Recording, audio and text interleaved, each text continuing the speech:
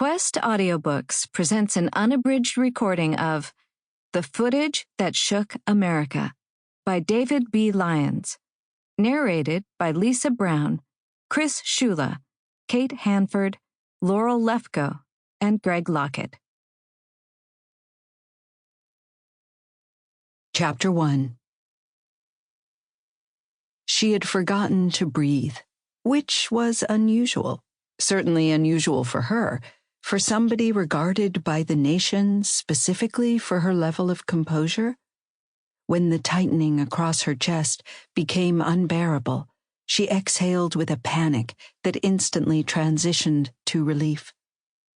Then she flicked her eyes across the length of the desk, before immediately glancing down at her notes as soon as she feared her guest's eyes might meet hers. She consciously tried to steady her breathing, to ensure she wouldn't have to repeat exhaling in a panic again.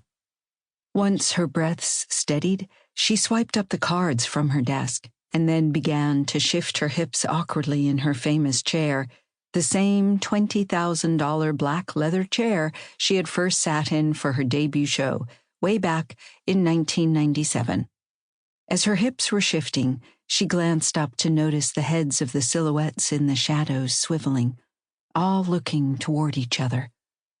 "You okay, S.J.?" her earpiece croaked.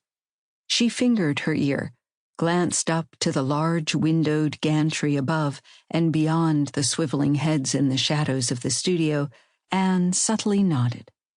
"Never better," she whispered. "You sure?" Her earpiece crackled again. "You look like you're nervous. It's not like you. First half of the interview went great. No need to be feeling antsy. Forget about the viewing figures."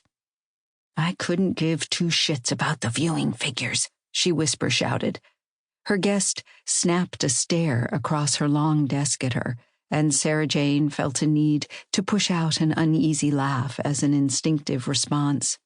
"Sorry, Megan," she said, tip-tapping one of her pointed fingernails against the plastic piece in her ear. "Just talking to my God."